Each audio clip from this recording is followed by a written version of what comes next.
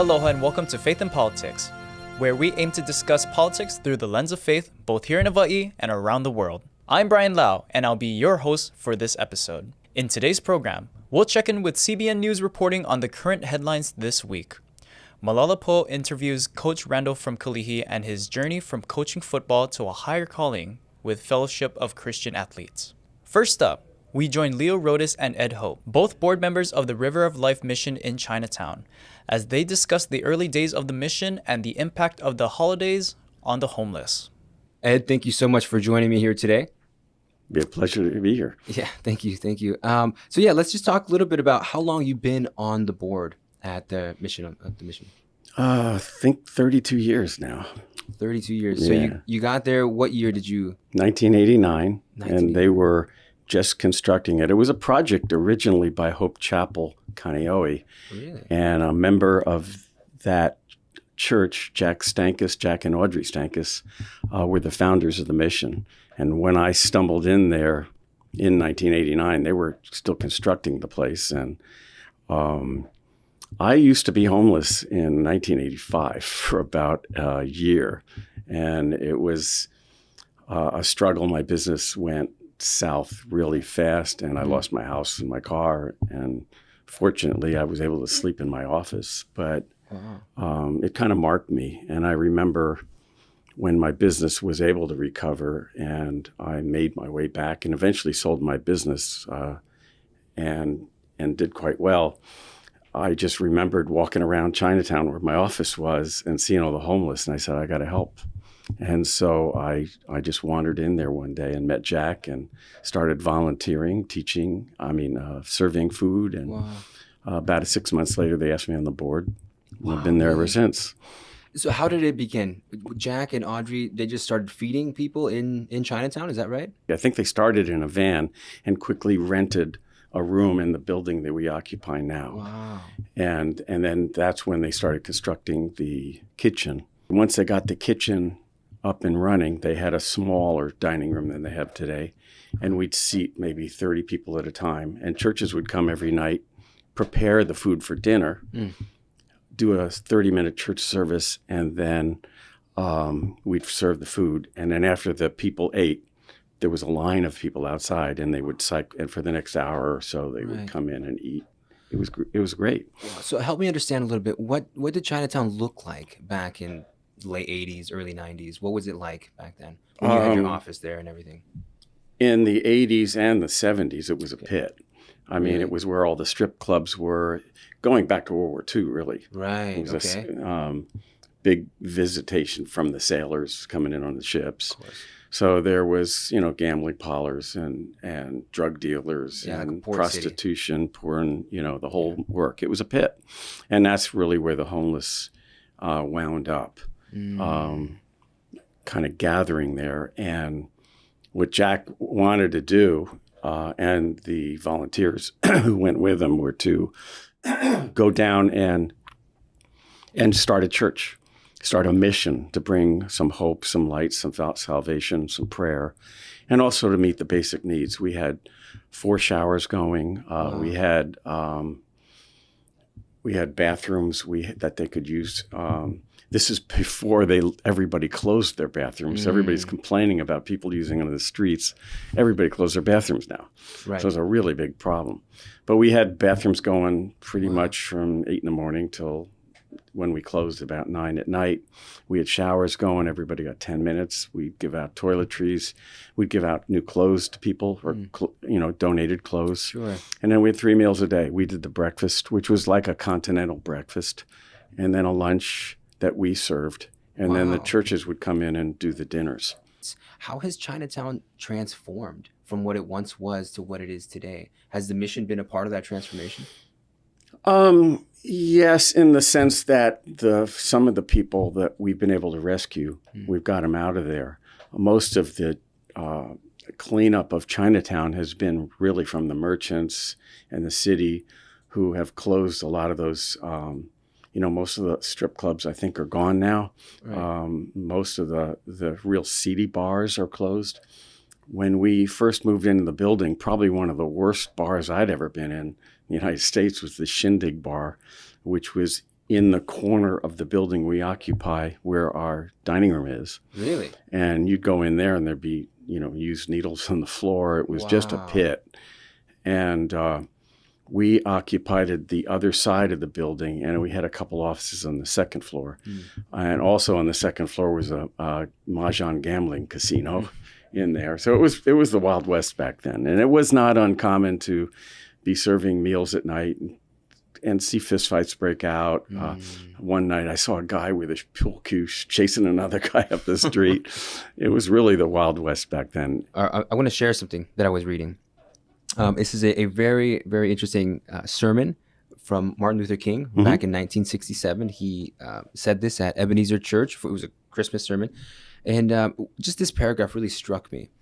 He says this. He says, "How can one avoid being depressed?" And it's so interesting that he would say that because it's a Christmas sermon. How can one avoid being depressed when one sees with one's own eyes evidences of millions of people going to bed hungry? How can one avoid being depressed when one sees with one's own eyes thousands of people sleeping on sidewalks at night? More than 1 million people sleep on the sidewalks of Bombay every night. More than 500,000 sleep on the sidewalks of Calcutta every night. They have no houses to go into. They have no beds to sleep in. And as I beheld these conditions, something within me cried out, "Can we in America stand idly by and not be concerned?" he says. And an answer came, "Oh, no." I started thinking about the fact that right here in our own country, we spend millions of dollars every day to store surplus food. And I said to myself, I know where we can store that food. Free of charge, we can store that in the wrinkled stomachs of the millions of God's children in Asia, Africa, Latin America, and even in our own nation who go to bed hungry at night. So this, end quote, this really kind of stuck with me because it speaks to sort of like why I wanted to be part of the mission. So I can be part of the change, and even you and I sitting here together, this is really neat because you're the oldest board member, the youngest board member. This is my first time, being part of the mission, especially around the holidays, especially around Christmas, and so a question for you about the mission. Have you, how many lives have you seen transformed? How many people that have come through there have you seen sort of, lifted out of hard situations? I don't actually have the number. Some of them have come to the mission we've ministered to, and we never see them again. And then 5 years later, they'll stumble in and saying, I was really down and out. You really helped me and you encouraged me. And I got back on my feet. I got a job, and they actually come down to make a donation and say thank you. That happens from time to time.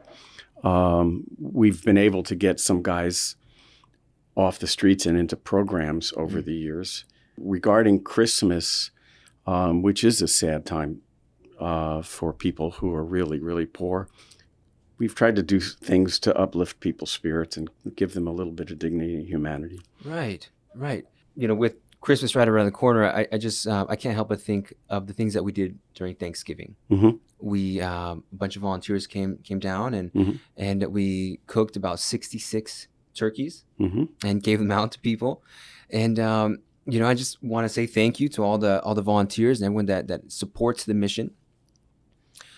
But even thinking about Christmas and thinking about a sort of long term, what volunteerism can look like at the mission, right? If it could be, if we could see it, year round, right? That could be really helpful. Any other suggestions or views? Well, the mission totally exists because of volunteers and private donations.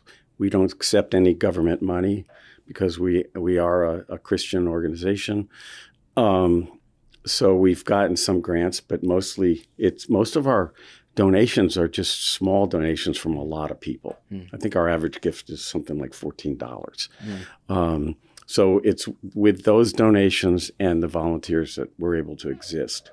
As I was mentioning earlier, there's a lot of donations and volunteers that show up Christmas and Thanksgiving. But unfortunately, homelessness is a year-round problem. And when people just come up Thanksgiving, which we're thankful for the help, what we really would like is people who have some time that can donate in a couple of hours, let's say once a week. Right. Just come in on an evening, and we can train somebody, and then we could depend on them being there every Monday night from 6 to 8, or every Tuesday afternoon from 2 to 4. And there's all kinds of opportunities for volunteering, preparing food, sorting clothes, helping with Bible studies. This is a number of things that we do. Right. So yeah, but the volunteers are the backbone of the whole mission. And we have powerful staff, really good staff of people, some of whom were rescued. Exactly. We have absolutely wonderful, heart-rending stories that they share, their testimony. Yeah, that's right. So, tell me a little bit about that. I know that our cook, the food there is amazing. They put love in it. Right? The food, the food at the mission is so good that even the schools would reach out. I know that Post, I think we give food, partner with law enforcement, provide food there as well. But I think a gift that even came out of serving was our head cook, right, Hilda. And I can't remember if she came out of prison or she came out of just off the streets. It was one or the other. But she had a pretty horrible past from family abuse. Right. And she, from what I understand, really wouldn't even talk when she first came into the mission, and had zero self-worth.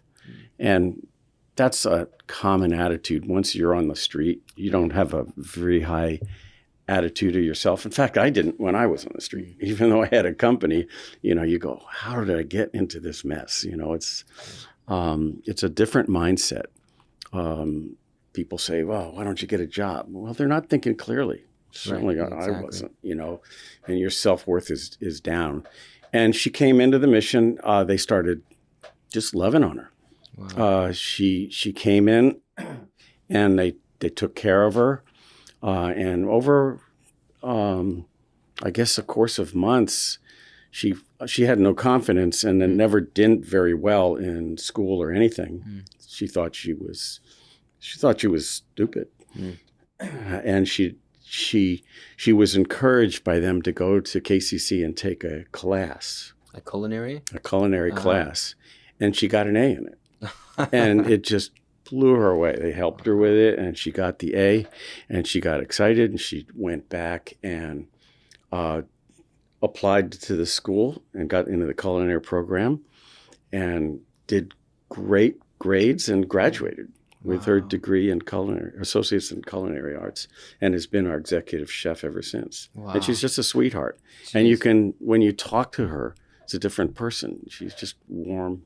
She's always smiling. Right. Very compassionate. One of our success stories, yeah. Absolutely. It's truly a gift, right? A gift to the mission. And when I've gone down there and even spent time with her, it's just so enriching to hear her story, hear her speak. So yeah, absolutely. So with Christmas right around the corner, what are some of your vision or ideas for where the mission is headed into the next year? That's a good question. That's what we're struggling with in our board right now. Our ministry has been really hurt by the fact that people can't come in and eat at a table where we can sit with them and pray with them and counsel them. So just to keep things moving, we just continue to feed them, and that's pretty much all we can do right now. We are preparing and planning to do ministries when things open up. And we've been actually working, I'm also on the board of IHS, and IHS and River of Life have worked together during COVID. IHS had a bad outbreak last year, and they had to shut their kitchen down, and so we did the overload. Right. And the same for us. When we had an outbreak, we had to close down, and they took care of it. So we've worked together with them just to keep people fed and get through it. Yeah, I love to hear these sort of like transformation stories, that are coming out of the mission. And I'm thankful that you even invited me to be on the board, to be Mm-hmm. part of the board, to be part of the mission, because like you know, I see just the opportunity that we have. The opportunity of like homeless coming down, homeless, houseless, low income, coming down to the mission to get fed, because there's I think that there's something else we can do there, right? That the feeding and the connecting and like building these sort of meaningful relationships. I'm looking forward, like you're saying, not so much end of the year into the new year, but rather what it's going to be like after, you know, we get our sort of our feet under us with COVID and everything. Building up our team and planning for when we open up. We now have a ministry director. We have a new executive director, Paul Gates, Right. and he's building a team, and they're working on ministry plans, Bible studies, discipleship programs that they can do once COVID opens. We can open up. Sure. We are also been asked by other homeless encampments where they're making the tiny homes and if we could deliver food to them. Nice. We're seeing how we could do that. Right. We would like to some degree, decentralize feeding so that you don't have a big crowd in one place. I love this idea of connecting with other community partners. Mm-hmm. You know, just a couple Tuesdays ago, right after it was a Tuesday after Thanksgiving. It's Giving Tuesday. And we did something pretty big down there. Paul had this like all day event of being live streamed, right? 12 hours, something like 12 hours of a day in the life of the mission. Mm-hmm. And so it shows him on the street, it shows him inside the mission, and just everything that's going on. Mm-hmm. You know, and it's so nice to see that, to see, you know, how many lives are being transformed, not just on the streets, but even employees, like the team that's being built up, like you're saying. Mm-hmm. There's so many people within the community that want to help, Mm-hmm. you know, that see themselves as, hey, I've had my struggles before, Mm-hmm. and I want to be there for people, you know. And so this is a wonderful, wonderful time, Mm-hmm. I think, to just be a part of the mission. Yep. I know I'm really thankful, you know, again, for your help and your leadership too. And it's important also to get the word out to people that to educate the public about homelessness in general. There's a lot of myths about homeless. They're all lazy. Right. They don't want help. They're just going to stay there anyway. And that is true for some people. But there are many reasons for homelessness. There's obviously the addictions of alcohol and drugs, which is a major part of it. And mental illness is a big part as well. But also there's GIs that have come back and have PTSD. Right. There are people who have some mental deficiencies. There's some people who just have no family. Most of us, including myself, when I went through my homeless state, I never really had to live on the street. I had to sleep in my office floor, but I had a lot of friends and I had a lot of family and a lot of support. A lot of people don't have that. And without a family and loved ones to pick you up, it's really hard. Right. And especially now, what we're seeing is as the evictions start. I'm really worried about that. And unless you have family, unless you have some other support, when something happens, which happens to us all, business Natural. goes south, you get cancer, you get a divorce, you get robbed. A number of things can tip you off the edge. Because if you think about it, it really takes everything you got to hold things together. Mm-hmm. You know, it really does. When you're working and you're trying to take care of your kids, take care of your house, pay your bills, there's a lot of moving parts, and you really have to be on it. And you know, what sometimes happens is people get cancer at the same time they get a divorce, or they get a divorce while they're going through bankruptcies. There's a number of things that can tip you off the edge. Right. And at some point people go off the deep end. And those are the people that usually are able to be rescued quickly Yeah. Because if they can ask for help, we can offer help. The people with substance abuse is a whole nother problem, as is mental illness. Yes, the mission is there, with steadfast love and support, but competing with us are also drug dealers and so many other sort of just like the enemy trying to gobble up. Oh yeah, even the shopping network competes with us. Exactly. Because if you've seen that show Hoarders, you cannot believe when you watch a show like that, just they may as well be homeless. Because inside their house is a mess. And you wonder, where do these people come with shopping cart? Those are the people that weren't successful to be rescued from that and couldn't clean their house. They got evicted.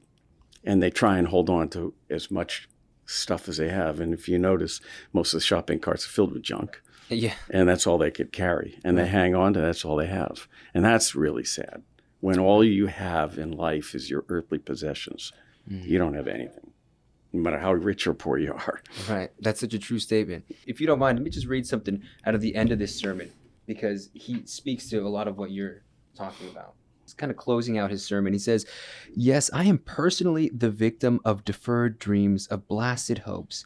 But in spite of all that, I close today by saying that I still have a dream. Because, you can't give up in life. If you lose hope, somehow you lose that vitality that keeps life moving. You lose that courage to be, that quality that helps you go on in spite of it all. And so today, I still have a dream. I have a dream that one day men will rise up and come to see they are made to live together as brothers and sisters." To your point, I remember sitting in Hope Chapel a long time ago, and Ralph Moore, my pastor at the time, was saying that, people say you can't take it with you. And he says, yeah, you can. You can take the person next to you.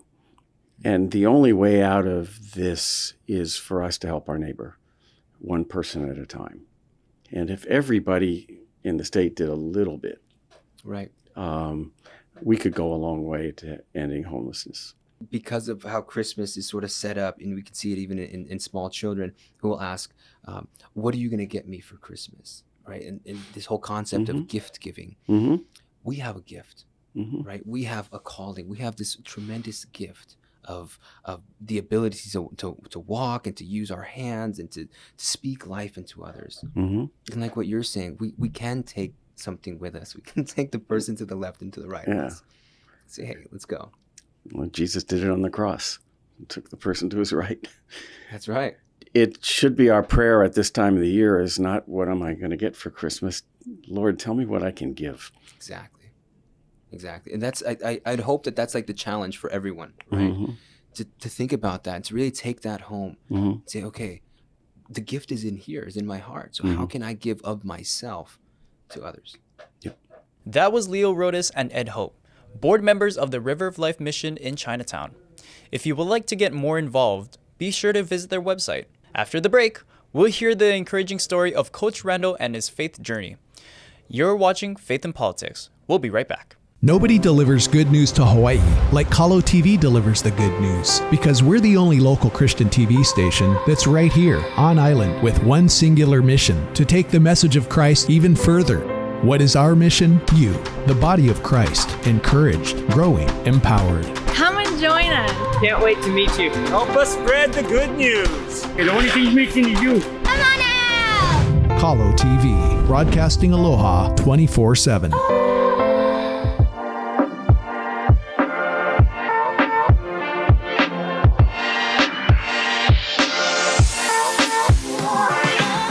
Aloha, Mele Kaliki Maka, and a Happy New Year from Kalo TV. And I'm sure you would agree with me, this year has been filled with challenges, but God is faithful and in control. Amen.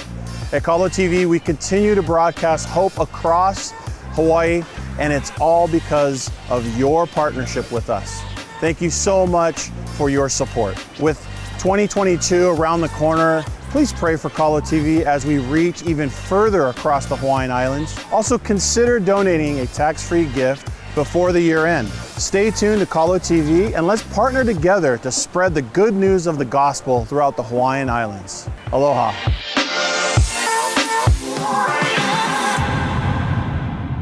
Welcome back to Faith and Politics. Malalapo caught up with Coach Randall from Kalihi. They discuss his journey from coaching football to a higher calling with Fellowship of Christian Athletes. Coach Randall, how are you? Doing good. You know, I almost forgot your name. Yeah. Because I got the coach part, but I was like, what's his name, though? I've known you for like at least 5 years. Yes. And I think it's I think I forgot your name because it's Coach. Yep. Do you find that true for some people? Yes. People know me as Coach. Now, you've coached for a long time. Yes. How 21 long? years. 21 years. So I coached all my kids. I coached my kids all the way up to high school. I figured that was my knowledge base is high school. But there are certain things I miss about it. What do you miss about coaching? Number one, the relationships. Oh, man. Yeah, I enjoyed relationships with coaches, parents, players, faculty. You know, I get to work with everybody, administration. So those relationships were sometimes rocky, but most of the times were great experiences. So that's number one. Number two, you know, being a competitor, I miss the competition at times. Do you find yourself being competitive even today? That's a good question. You know, with God in my life, with me pursuing Him, I feel like it's a different type of competitiveness, you know, and I feel like He's guiding me into a way to compete that really doesn't cause me any stress that I experienced in the past. And so it just feels much more joyful. Yeah. Really? Well, I have to tell you that I play basketball quite a bit. Yeah. And I find that, you know, after you're done, you go and shake people's hands. If I lose, I don't shake people's hands. Wow. Is that wrong? Wow. No, I don't think that's wrong at all. Why? Because that's your true feelings. I'm sure you would shake their hand maybe 20 minutes later. Oh, yes. Yeah. See, that's a true person that really gets into it, because it's true. Yeah. After I'm calm, because I'm not mad at anybody. Exactly. I'm really mad at myself that I'm getting old and slow. Yes. Yeah. I know exactly what you're saying. I did a hike the other day, and one of our Bible brothers from church invited me, and he just came off a stroke, 7 months off a stroke, and he's like almost fully recovered. Wow. Hallelujah, I tell you. And he invited me to a hike, and my wife goes, "Be careful now." And I'm like, he's not going to invite me to something I can't handle, or, you know, he just came off a stroke. And sure enough, we go up this steep hill, 26-degree incline the whole time. Coming down, my legs are shaking. I was so embarrassed. So when you talk about age and stuff, I was embarrassed. And my wife was like, "See what happens when you brag." Now, you're quite a superstar. When I did some research on you, it was kind of a big deal that you retired. You were playing at Farrington, is that correct? Where did you play? Yeah. So born and raised in Kalihi. Played my high school career at Farrington. You know, in fact, the only football team to win the OIA championship. We have an ILH championship, and then we have a territorial championship. Then I went on to the University of Hawaii, you know, and then I came back to coach. And so, 20 years later, it was like that thing went by fast. But that was part of my, you know, one of my passions, to come back and just help the kids of Kalihi. It's not easy walking these streets. I know how it is. And and a lot of coaches loved me. And so that is what really brought me back. So you went to UH after? I did. And you're a running back. I was a slot back. Back then they ran the spread option, kind of what the Naval Academy does now. In fact, Coach Kenny Niamatalolo was one of our GAs back then, and so the head coach for Navy. If you could redo it again, would you play or would you coach? If going back, and you had a choice, what would it be? Oh, both. Oh, definitely both. Yeah. There's not one you wish you could have those legs again, or those moves again, or those. Oh yeah, especially seeing my son. He's 7 years old, and I want to make sure I'm, you know, on top of his game. Right. Growing up and being able to show him and tell him and all that stuff. So. Speaking of youth, with the concussion protocols going on and all that. How do you feel about playing? There's a lot of athletes, professional football athletes, that don't want their kids playing football. What are your thoughts on that? And my wife and I, we went to go see the movie Concussion, and the first thing she said coming out of it was, Elliot's not playing football. And so for me, though, I was like, well, how are you going to tell him no if he wants to play football? And so one thing different, I think, is maybe not getting him in there too early, at a young age. Let him develop, let him grow up, and then we go from there. And so that's how I feel about it. I mean, if you're in shape, if you're trained for it, the risk is not that high, in my opinion. And so that's the key. You got to be on top of your game, though. Knowing how to tackle, knowing how to fall, not using your head, not leading with your head, stuff like that. So speaking of kids, how are kids different than how maybe when you grew up? Good question. Yeah, I guess growing up, I feel like for us, we would not question authority as much. If they ask you to jump, we ask how high. It's not why. What's the purpose? Or so I think that was the attitude back then. Whereas now kids are, they're going to ask why. They want to know what's the reason. They don't want to waste their time, which is, to me, is good. There is a balance, though, I feel, of obedience and then questioning.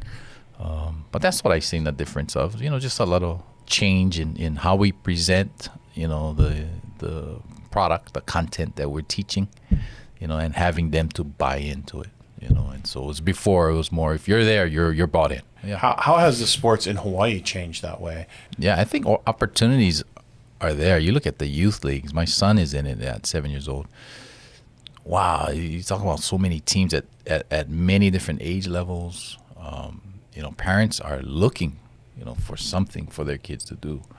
But I feel like there's just not enough qualified or training out there for adults to mentor the children, skill-wise, attitude-wise. We always felt and thought that, the mainland has all these types of players. The mainland has these types of athletes. And somehow, some way, we were kind of given that seed that the mainland is better than Hawaii. Well, that a lot of it changed, of course. Now you got all these guys. You got Marcus Mariota, Tua Tagovailoa, and guys before them, right? That have paved the way and that showed that Hawaii athletes can. And so I guess it's a change of mindset, of saying, we can. When did you become a Christian? I did not grow up in a Christian household. So my mom was Catholic because I seen the statue of Mary. But Jesus wasn't spoken in our household. I knew of God through sports. So my coaches would pray. My teammates would invite me to pray with them, invite me to church. So I got introduced to God. But I never, bought in, until I was coaching. And so I got into coaching, went back to Farrington, and New Hope, Oahu was right on campus. And that was such a blessing for me. Pastor Wayne Cordero, through his grace in inviting our football team to a banquet that he hosted at his facility at New Hope, San Highland, was like, wow. We had the brothers there. He made a highlight DVD. He fed us. It was like the whole 9 yards. And for me, a boy from Kalihi, seeing that, I was like, wow, this is so awesome. And so through that grace, the relationship started. And listening to him, getting invited to church by one of my mentors at Farrington, that's all it needed. And once I stepped into church and rose my hand, said yes. And this was like, I want to say 2002, in that area, early 2000. So it was when I actually said yes. So how did that change your coaching style? Then that started my journey of just transforming the way I think, the performance-based mentality that we all grew up with and that I've believed in, and realizing that it's not about what I do. It's about my relationship with him. And so that journey started. Didn't get water baptized until 2012. And so the discipleship took a while, but it was a great, great journey. And the kids, my players, to me, helped disciple me. How did your wife and you, and how did that relationship all work out? I'm assuming it kind of was a surprise a little bit. Our family life was, I mean, we had some rough spots. You know, we got married, bought a home. I was a head coach. Hey, life was awesome. We got pregnant. Life is awesome. And then we just got hit. You know, my father-in-law passed away. We lost our first child to a miscarriage. And my wife lost kidney function all at the same time. It happened within a 1 month, I think 2 month period, all that. And so it was either I run away from God or I draw nearer to him. And that drew me way closer to God. Yeah. How'd you get through it? Oh, a lot of prayer, a lot of crying out, a lot of reading the Bible, my fellowship, brothers at church, you know, and just being in that community. That's how God just got me through it, and realized that, you know what, there is something good to look forward to. Something will happen that's gonna be awesome, you know. And so I just kept believing in that, you know, and God has led me through that, you know, through that time. And lo and behold, I have 2 kids now. So how are we going to have kids when she doesn't have kidney function? Well, we need somebody to carry for us. God brings in my cousin who says, hey, I'll be a gestational surrogate. I'll help carry the baby for you guys. I'm like, wow. You know, the message for me is like, yeah, you say yes to Jesus doesn't mean you're going to have this fairy tale, right, of life, but it is so worth it because I appreciate it. The way I look at my kids now, you know, which led me to retire from coaching, you know, which led me to say, I'm going to take this time and invest it in my children, be home after school. Describe that process from actually retiring. Okay. Was it a year beforehand? Was it 2 years? Was it a month? It took 4 years. It was a 4-year process because the thought would enter my mind, you know, and I would turn to my wife and say, you want me to leave coaching? I'll do it for you, you know. And, you know, I just have that thought in the back of my mind that she's thinking, what is he doing, spending all this time away from home, you know. But she never said that. You know, she always was supportive. And so she would never said yes, but I always had that thought. And then the kicker was this. My daughter Maya says, Dad, are you going to come home and take me to the park? And I had to tell her no. I said, ooh, Maya, I got practice today. I can't do it. But once she asked me that question, every year that question came back into my mind, you know. And I said, you know what, I want to take her to the park, you know. And so I finally made that decision in 2017. So my daughter was really the one that kind of moved it apart. But just because I didn't really have a good family growing up. Did you have a good family growing up? I feel like I did, but I know, you know, it's the old school type of family. My dad was more of a disciplinarian, the samurai in the household, and affection wasn't shown, you know. Hugs. I never got a hug from my dad. And so fast forward to playing football at Farrington. Skip Diaz, George Kamal, these guys actually hugged me. I was like, wow. You know, it was the first time I ever felt a hug from a male father figure, you know, adult. And yeah, so that really moved me, you know, that really moved me. It changed my heart. And so I'm glad I had 2 parents at home. They did their best. But obviously, without God, it is about to fall apart. Yeah. Most of the kids that you're kind of pouring into don't have dads, right? Definitely. A lot of them come, you know, grandma and grandpa is great, raising them. Auntie, they're being hanayed. Or single parent, you know, and so, yes. So you as a coach, I know for me, I was yelled at a lot. Yep. Coaching, I was yelled at all the time. Yep. Do you find that to be true when you were coaching? You know what? My coaches yelled, and you know, you can tell when they do, but not often. I would say not often, but more of being detailed in their teaching. Because a lot of times you would have to figure out, what are they trying to teach me? And then questions wasn't aloud. Right. So whenever you ask a question, it's like, why are you questioning me? And so that wasn't the atmosphere or the learning environment that we had Right. back then. That's what I noticed. Whereas fast forward to when I would always ask the players, do you have any questions? Please ask questions. I'm just trying to encourage them to, because we really want, at the end of the day, we want them to understand, you know. What does a bad coach look like? I mean, we kind of talked about this offline a little bit before. What's a terrible coach? Oh, man. Well, a terrible coach is a coach that's not prepared. You know, you can tell they didn't do their homework. Coaching off of their emotion, off of their feelings. And that, to me, is someone who's immature. They might have some passion, which is great. But like anything else in sports, you're trying to teach controlled aggression. You're trying to teach that self-control. And so whose glory are you coaching for? And those things will come out, you know, when you see that coach come to practice and not able to put what happened at work on the side. You might have had a bad day at work, and they start taking it out on the kids, you know, so they lose their patience. Unqualified coach. Yeah. Sure. And how do you approach coaches like that? That's a good question. You know, I've seen it at the youth level, and I said, hey, have you ever heard of FCA? So it's the organization I'm a part of, Fellowship of Christian Athletes. You know, I'd like to help. You know, can we meet? You know, have some lunch, you know? And so just want to engage with them. You know, just engage, you know, and build a relationship and hear their heart and really introduce them to God first, you know, because He has all the answers, right? And so that would be my first step. And then what makes a good coach? Oh, man, a good coach, yeah. He has a relationship with God. He knows his sheep, like Jesus, right? So he understands what motivates each and every one of them, because each and every one of us are different.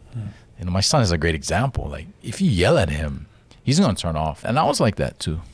A lot of people know Skip Diaz. Really forceful, strong guy. He was called the Bull of Kalihi. So he was my coach. He didn't treat me the way he would treat other guys. Other guys, he could rough them up, and that was fine. But for me, he wouldn't do that to me. He knew that didn't motivate me, you know. And so I respect him for that. So I feel like that's a good coach, you know, who knows their sheep and knows how to motivate them.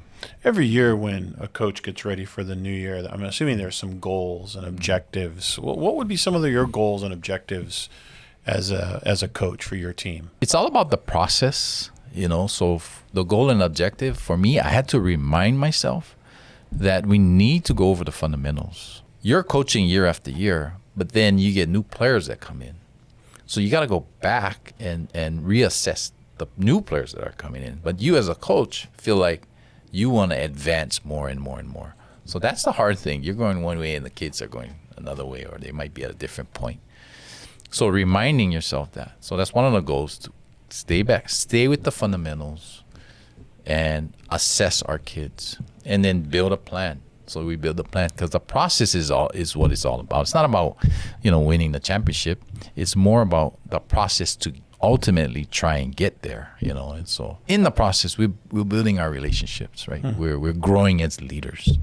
We're reevaluating ourselves. Now, for me, going through sports, I just enjoy going Friday practice or Friday game, right? Friday night games. Yeah. I didn't enjoy the process. And what I find with some of these athletes that are, you know, high caliber, get into the 1%ers that are up there, they really enjoy the process. Yes. They really enjoy that process. And I'm assuming that a lot of the coaches may do the same thing too when it comes to winning the championship. The reality is only one team's going to win that championship. Exactly. And basically everybody else is second place. So yes. If the goal is only to win a championship, you've really missed the point of being a good coach, right? Yes, definitely. And it didn't matter who my coach was, because I already was taught about the process and to love the game. So what are you doing now? What's happening now? Now I am investing in my children, my family, which I love, picking them up from school, having those conversations, talking to them about Jesus, having Bible study in the car. That's number one with the family. You know, just having those conversations that I've had with my daughter and my son that I said to myself, wow, I wouldn't have had that conversation if I was coaching. Because not only wouldn't I be physically present, but mentally, my mind was always on watching film. What am I going to do next? What about this kid and that kid, right? So I'm thinking about so many other things. And so that's number one, and that's been a joy. And then number two, to get my sports fix, so to speak, I'm still involved spiritually with the Fellowship of Christian Athletes. It's a great ministry, and we get to minister to coaches and athletes, and so that's what I do part-time. What does that look like? So what it is I engage with coaches. And so, of course, I started with Farrington. I engage with the head coach at Farrington, Coach Daniel Sanchez. I engage with Coach Abu Ma'afala up at Kamehameha, basically in Kali in my area. Coach David Tatofi, Coach Wendell Say, Coach Darren Hernandez. Mostly in the football world, not only in the football world, though. But yeah, talk to them about Jesus, invite them to a huddle. A huddle is like a Bible study, a gathering where Jesus is talked about. We get into his word, we pray, and issues come up and we just sort it out. And so that's what it looks like first, and that was my first role with the Fellowship of Christian Athletes. Why did you get involved in this? Number one, I see the need. God has trained me up for a reason. I haven't been a part of this sport or sports at all for 30 something years to just throw it away and to not do anything with it. And so for me, I have to use that gift. Coaching, like I said, my players disciple me because they wanted to pray before the game. They sang songs of praise before the game. And I was like, yes, and I'm along for the ride, and so, and I seen it transform our team, and our community and our fans. And I was like, wow, this is awesome stuff. And that's something I would love to see on every sports team in Hawaii. What's the need that you're seeing right now? So many people feel like that championship is all that matters. Winning is all that matters. That scholarship is all that matters. When in the reality is, what matters is our relationships. Relationship with God first, relationship with each other. We don't know what's going to happen. All we can do is try our best, work hard, and then we'll see what happens. And so take that process and understand that our Lord has a plan for us. And that plan, we can disrupt it because of our disobedience, but his plan is going to play out no matter what. So you have a huddle, and then Yes. do you have a huddle also for the athletes? You have Yes. one for the coaches you just mentioned, right? Correct. So we've got a team huddle, a campus huddle, and a coaches huddle. Those are our main drivers there, that we take time to invest in. My position is called an ambassador, and so it's part-time. So I'm still a full-time teacher at Farrington, and then part-time for FCA, which is called ambassador. So right now I'm focusing on Kalihi, but not only Kalihi. What are the biggest needs that you guys have? Yeah, people, volunteers, financial needs, because our huddle consists of food. Gotta have food. It consists of a speaker. It's very simple and repeatable, but it takes time if you go week after week. So a good example is our coaches huddle at Farrington. We did it towards the end of the season for 4 weeks. Well, they said they wanted to continue. I said, okay, let's continue. And so we're going to go into the end of the year and into next year. So it'd be great to have some food and drink, so we can fellowship with food, like it says in the book of Acts. So what are you hoping for next year, and what events do you guys have going on, and how can people get involved and plugged in? We have a website called FCA Hawaii, and you can see all of our staff people. So that's the biggest thing. Like if anybody's interested, our information is on that website. Yeah, so FCA Hawaii. Yeah, and you can donate there as well. But the best thing is to reach out and engage, and we can talk and see how we can help. Why don't you speak to this camera here that's green, and speak to the coaches or students that maybe are losing hope or really struggling through it, and maybe give them something encouraging word. To the coaches and athletes out there, from a former coach and a former athlete, my heart goes out to you guys because I know how it is. I know how it is to be an athlete. Seek first the kingdom of God and his righteousness, and everything you need will be given to you. Matthew 6:33. You put him first, everything else will fall into place. Trust me, if you just have that relationship with him. If you have more questions, I'll be happy to talk with any one of you. Give me a call. Look on the website.